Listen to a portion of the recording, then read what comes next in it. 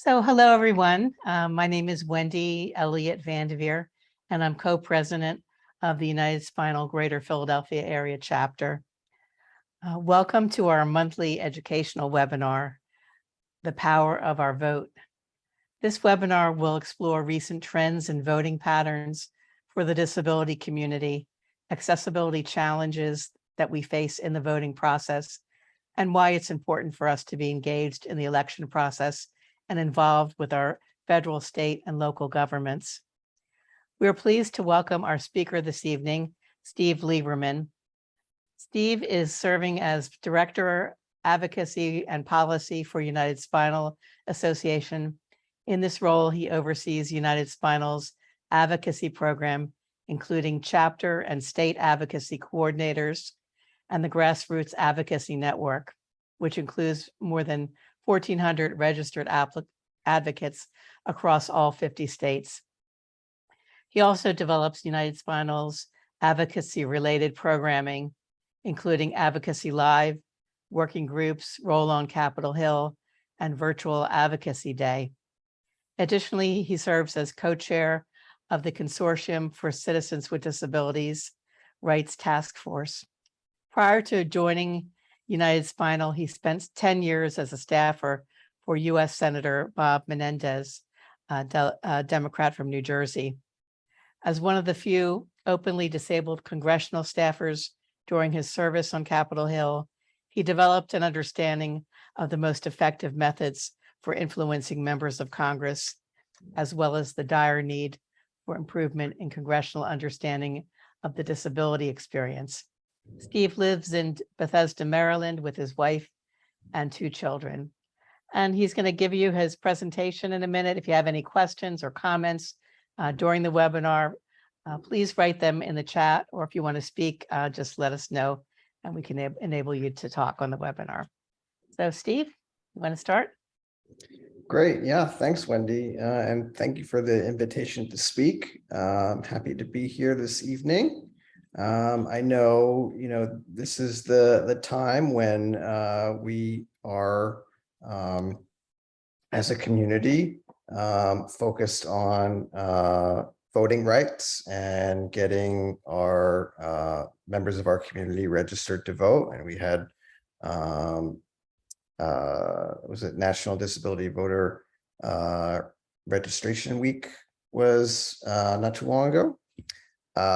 So it's very apropos time to be talking about voting rights and how they pertain to the disability community. And there's been certainly a lot that has gone on in recent years relating to voting rights for folks with disabilities.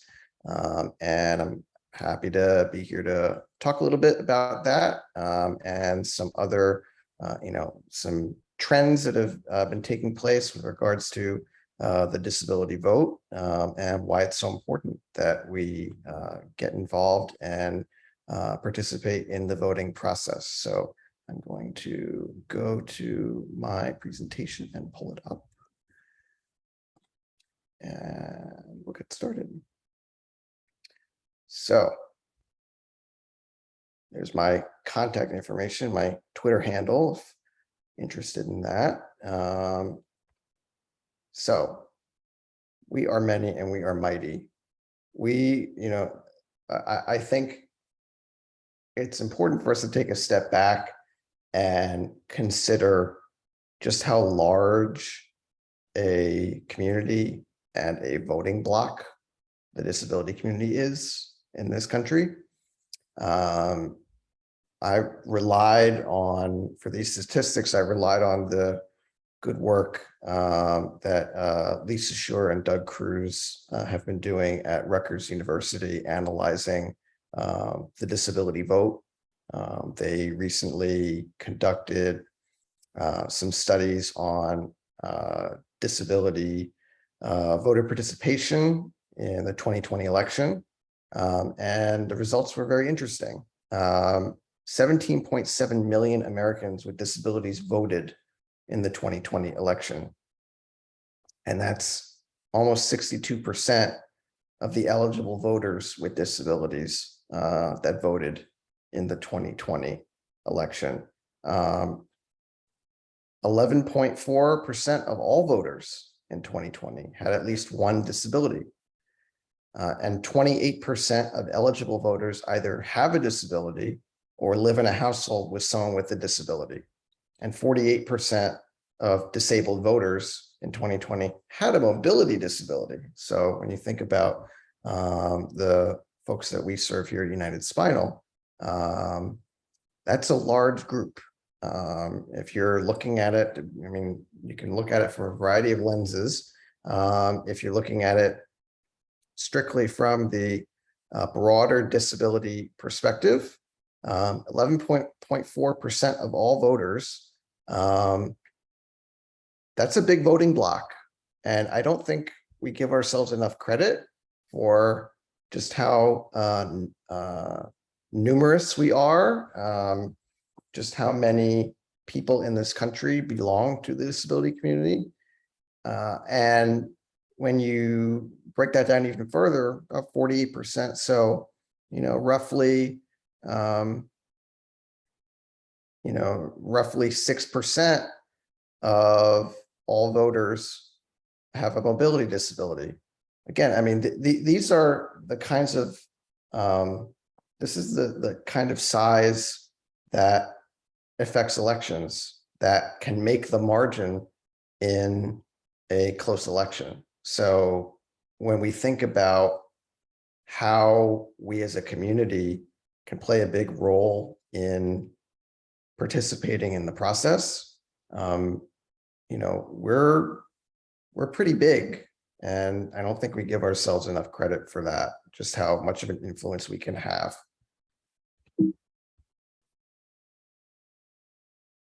But there are barriers to the vote.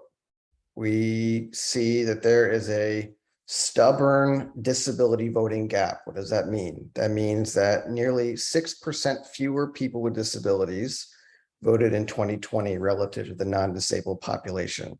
That had shrunk since the 2016 election, and I think that was largely due to, largely due to the rise in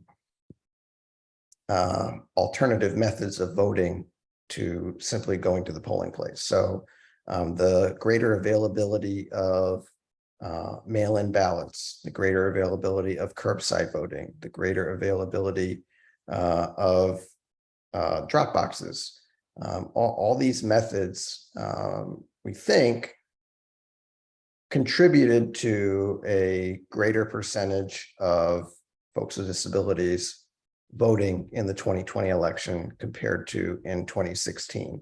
And we definitely saw an increase. There was an increase across the board, but a greater increase in the disability community compared to the non-disabled community. We did see nearly 2 million voters, 1.95 million voters with disabilities had difficulty voting in 2020, according to the studies. That's a lot. And why does that continue to be an issue? We continue to see polling places that are not accessible.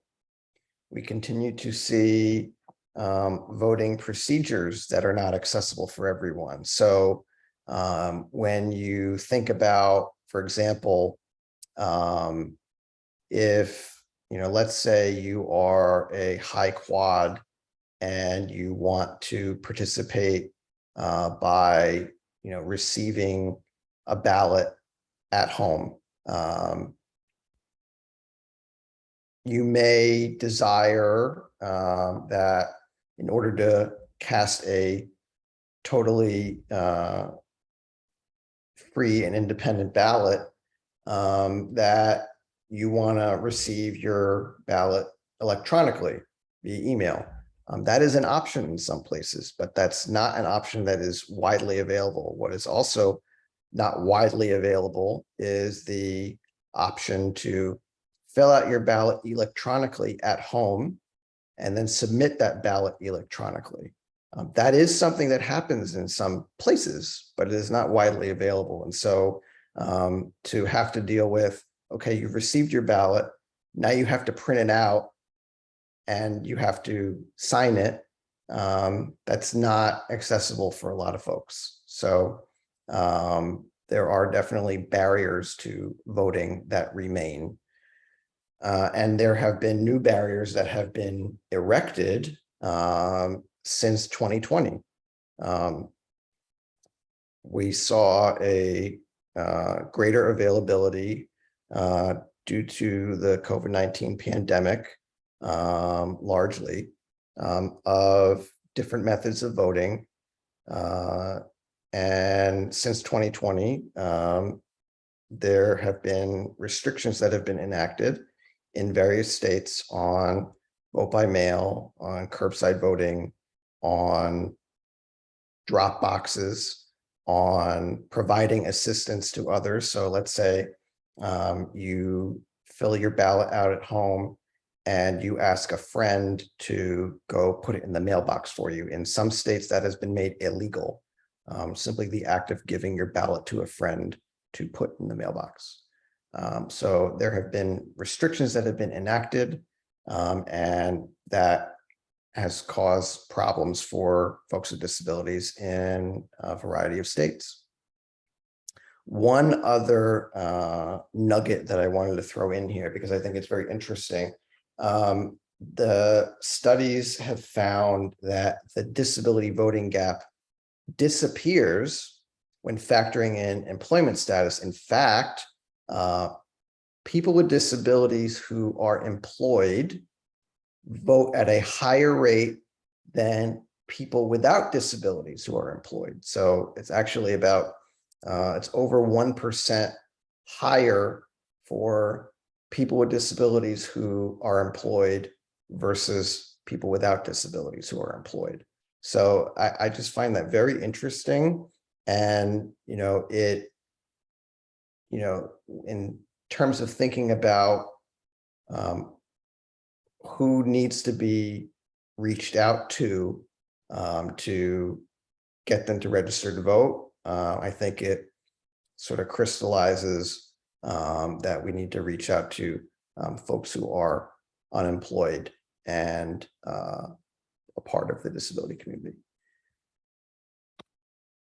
Now, there's different methods of voting. So, of course, there's in-person voting that's conducted at polling places, and there's curbside voting. So you can either, drive up or, be in a vehicle, and you can fill out your ballot from your vehicle, or with curbside voting, you have the option of having someone come from the polling place outside. Let's say it's on a sidewalk or right of way, and bring the ballot out to you if, let's say the polling place is inaccessible. There's vote by mail. That's still known as absentee voting in some places, although that's been harmonized in some places as well, as new laws have been enacted in some states to increase the availability of voting by mail. In some places, absentee and no excuse vote by mail are technically separate, including in Pennsylvania. And this was another interesting nugget that I found out in the course of my research for this. Pennsylvania actually has in their constitution a requirement for absentee voting, which is why Pennsylvania technically has two different vote by mail forms. If you're filling out the vote by mail request, if you click on have a disability when you're filling it out, it takes you to a separate form, which is the absentee voting as opposed to the no excuse vote by mail. So that's two different forms. So I found it very interesting, and it's required by the Constitution of the Commonwealth of Pennsylvania. Drop boxes, so there's, you can fill your ballot out at home and place it in a designated receptacle. I know in Washington, D.C., they where I voted in 2020, they had drop boxes outside of libraries, and they had them outside of different parks and other places where those could be brought, filled out at home and brought and deposited there. And there's electronic voting, which in the course of my work with United Spinal, I've had occasion to learn a lot more about electronic voting and how that works, which I didn't know before. So this can either incorporate just sending the ballot by email or allowing for electronic submission of ballots as well. And so I don't think this is well understood by a lot of people. And I know there are a lot of folks in the voting rights space who are very wary of increased availability of electronic voting. But from what I have come to learn, this is actually a pretty secure system, and it is in use in the United States in places like West Virginia and in Utah, and by military voters overseas. They actually do receive their ballot electronically, and they submit it electronically, and it's safe and it is reliable. But there's been a lot of fear mongering about electronic voting in a lot of spaces. And so the availability of that has been restricted to this point, but it would really benefit people from our community quite a bit if this were an option for them. And there have been lawsuits that have been filed, I know in New York, for example, about greater availability of this voting method. Now, why is voting particularly important for our community? Policymakers respond to the expressed desires of their constituents, and those are the folks that they answer to. So as they are seeking election or re-election, the issues that come up on the campaign trail, and if they are in office as a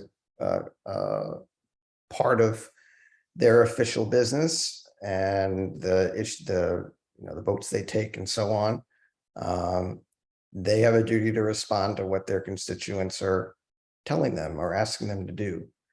So, when you think about the fact that very few staffers and even fewer lawmakers have a disability, and that we have a lack of that disability-focused policy lens as a consequence of that in Congress and in state legislatures and in city councils, county councils, et cetera.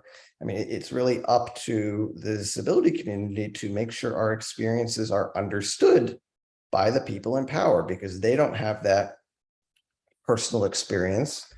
They don't understand intrinsically what all of our issues mean, their impact on us. So it's really up to us to make sure that that is impressed upon them. And so one of the best ways to accomplish that is to make sure that the people we elect to office understand our experiences and issues. So what we need to do is make sure that we're engaging with candidates for elected office on disability issues at all stages of the election. So, before the primary elections, after the primary elections, in the lead up to the general election, candidates have to respond to issues that come up in their communities. And so it's important that, at the very least, we're asking candidates and their campaign teams for what is their disability platform? I know here in Montgomery County, Maryland, there was an election not too long ago, and what was the main factor in my vote was whether or not the candidate had a disability platform on their website. If you can't even be bothered to consider what the main issues of the disability community are, why am I going to waste my time voting for you? It's so important that, we are, considered a major constituency, which we are. But, to this point, it's only in the very recent history that we have seen, certainly at the federal level, candidates, even considering, putting out a disability focused platform, putting out policy positions on disability issues. So, this is the bare minimum. And this applies, again, this is totally, not a partisan issue. This is about engaging with one of the largest constituencies that any elected official can have. Now, what has United Spinal done in this area? So we have been a member for the last couple of years of the National Coalition for Accessible Voting, and I've participated in those calls with various other disability organizations. We have supported legal efforts to strike down barriers to voting in various states, for example, in New York and in Georgia and in Texas. We have also supported legislative efforts to ensure that all people with disabilities have the right to a private and independent ballot. That has not always meant that we have been on the side of certain elected officials that have been pushing for expanded voting rights, when it has not meant also making sure that the voting rights of people with disabilities are protected. What we need to do is we need to educate members of our community on how important voting is. It's essential. We need to work with other disability organizations on voting registration and encouraging people to vote. We need to forge alliances with voting rights groups, both to protect our right to vote and to educate them about the voting methods that work for all members of our community. And I want to stress this, it's so important that we make sure that, we all, stand for, the right to vote for our community and for everyone. But I think there's a knowledge gap where certain groups that have been pushing for making sure that the right to vote is protected don't understand the methods that folks with disabilities take advantage of that we use to vote. And so specifically looking at electronic voting is a big issue where I think not everybody understands this yet. And so also educating our elected officials and staff about voting methods that work for all members of our community and the barriers to voting that exist. Again, I know there have been lawmakers that have been working on voting rights issues for a long time. And I think as a consequence, they have internalized this anti-electronic voting stance and thinking about election security. And of course, we all want our elections to be secure, but we also don't want to compromise the ability of anyone to exercise their right to vote. So One of the things that we have been working on is making sure that we preserve the ability of folks who want to avail themselves of the voting method that works best for them, and in this case, electronic voting for members of our community, that is not taken away from them, especially considering that that already exists in certain places in this country. So, with that, I believe I am done with my presentation and I can take questions.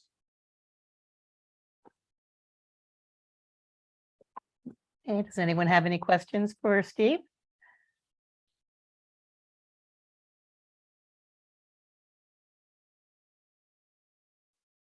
I know that electronic voting is much more preferred for people who are blind or have low vision. And it probably is preferable for some people that may have limited manual dexterity or have other Yeah, accommodations to use the right. computer.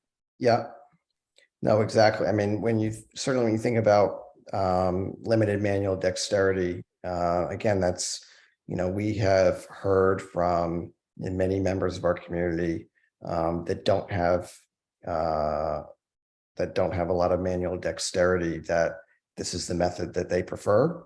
And that's how they want to exercise their vote. And in some places in this country that does exist. And there are folks out there who want to take that away. And we don't think that's right. We think that we should ensure that there is a method available for everyone to cast their vote in a free and independent manner without assistance, if that's what they desire.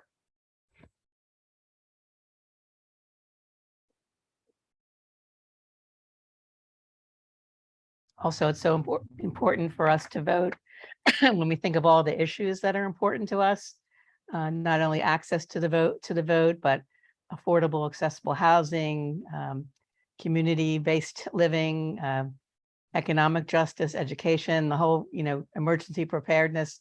There's a whole litany of issues that affect us as people with disabilities, transportation and so forth, if we're not really engaged, with our elected officials to help move the needle on these various issues.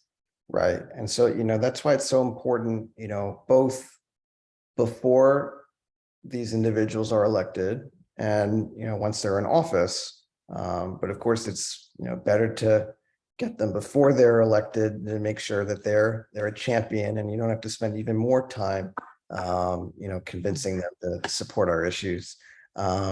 It's so important that we engage with them, because, there is there's no part of policy, there's no policy issue that disability is not infused in it. There is, it's just intrinsic. There's always a disability component to, whether, as you say, whether it's healthcare or housing or transportation, whether it's financial security, whether it's emergency preparedness, whether it's preserving the environment, and there's outdoor accessibility. There's the equal justice under law. Employment. I could go on. There's it's a part of every conceivable issue that could be raised in the context of legislative activity. So it's important that we provide that perspective, because I've so many times I've come across instances where, as policy is being made, it goes through the process, and then it's, let's say it's at the 10-yard line, 5-yard line, to use a football metaphor. It's on the verge of passage, and only then does the disability community get wind of some, whatever the measure is, and provisions in it that are contrary to what the disability community needs and would be actively harmful to the disability community. Mhm. For example, I'm thinking of plastic straw bans is one where I think there were a whole bunch of folks who lined up, very quickly and eagerly to support plastic straw bans, not realizing that, oh, wait, they were developed as a medical device in the 40s, and they are, incredibly important to a lot of folks in terms of, hydration, nutrition, et cetera. And the alternatives just don't work for many members of this community and other communities. So, that we had to scramble and get engaged really, really quickly on, something where I'm sure they just assumed, oh, we're just doing something wonderful. But there, no matter what it is, there's always a disability angle. And so making sure that we have folks elected to office who get it, who understand these issues, that take the time to research them, to put out a policy platform around disability. It's just so important. And so exercising our vote is critical. And again, if there's somebody who's running in a particular race who is is in favor of policies that would be harmful to our community, well, I mean, we could swing that election when we're a large enough group that, if we all mobilize and get out there and vote, somebody who would be harmful to our community, maybe we could, prevent them from being elected to office. So, and it's not a partisan thing. It's simply a policy thing. And we're the largest minority group in this nation. Right. And, how much power we have, to make more opportunities and access for people with disabilities. It's just amazing. That's, we're so invisible when you look at certain issues, when disability, as you mentioned, touches on everything. We have to see everything with a disability lens. Right. Exactly. And nothing about us without us, as you mentioned with the straw example. Yes. Yeah. And thinking about senators like Senator Tammy Duckworth and Representative Jim Langevin, are people that have disabilities that are really pushing a lot of our issues. And United Spinal has been very active in helping to ensure that that these issues are being addressed.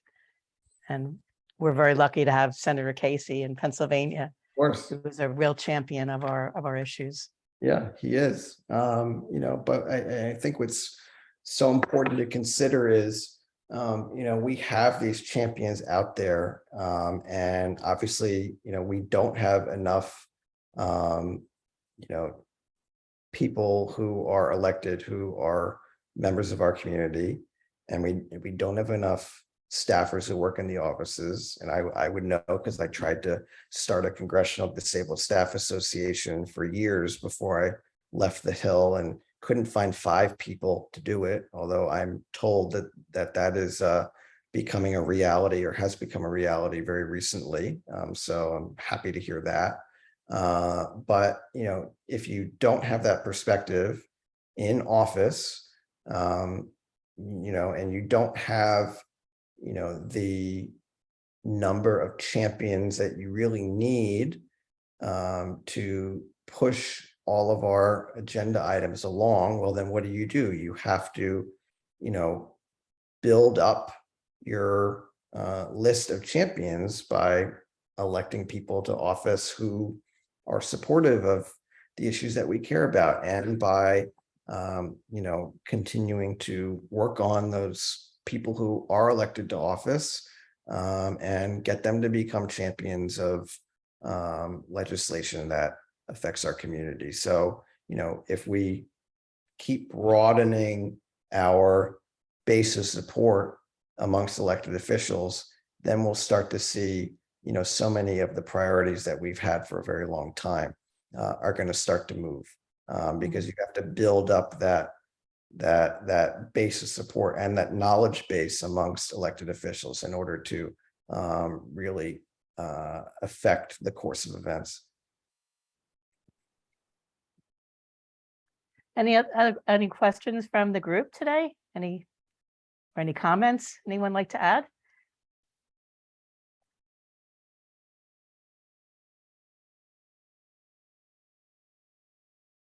Pat or Linda?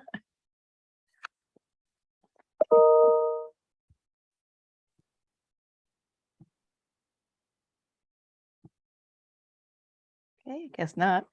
Can you tell us a little bit about some of the things that United Spinal is doing, like the role on Capitol Hill or the our state in Pennsylvania, where we have a state advocacy council that I'm and other members of our community are part of, and we're embarking on a virtual or in-person role on our Harrisburg, Pennsylvania capital.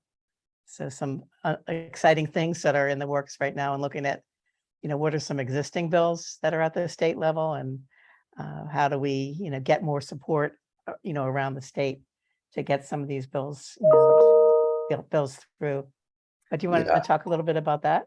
Yeah, and Yeah. we're so thrilled that the chapters in Pennsylvania are taking the lead on doing this. And I know, you guys have got your state advocacy council going, and now you're doing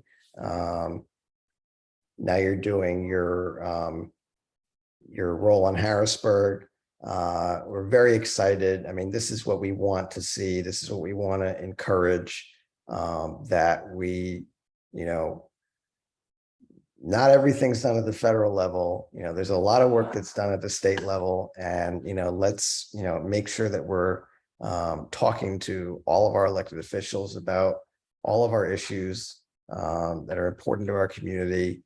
And, I know, Linda's here from the Houston chapter. We have the Texas State Advocacy Council has met. We, are doing this in, all the states where we have multiple chapters. And so, having that momentum going to, do that state advocacy work, we're just so thrilled. And, we just had our first virtual advocacy day a couple of weeks ago. That is going to continue in the future. We will continue to have those every year. That's now baked into what we're our programming, which we're also very thrilled about. And looking ahead to next year, we're currently considering, we're trying to figure out exactly, what our budget is, and, the logistics and so on. But we may do another virtual advocacy day in March, an appropriation season that would be timed specifically to look at spinal cord injury model systems and other appropriations focused priorities, because that's when all the sausage gets made on Capitol Hill when it comes to appropriations. So if we're able to do it at the right time, I think that would be helpful.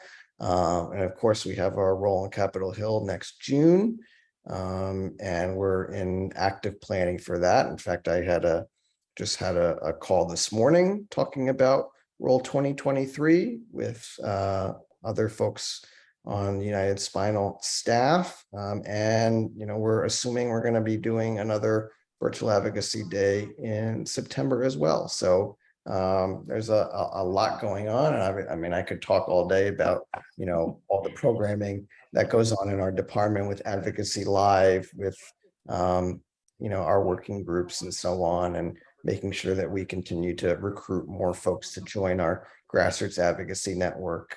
We're now over 1,420 people who have joined, and we continue to look for more folks. So, I'm happy to talk about any and all of that. So Okay. Feel free. And we're so grateful for you and your team and all the, the difference that you're making.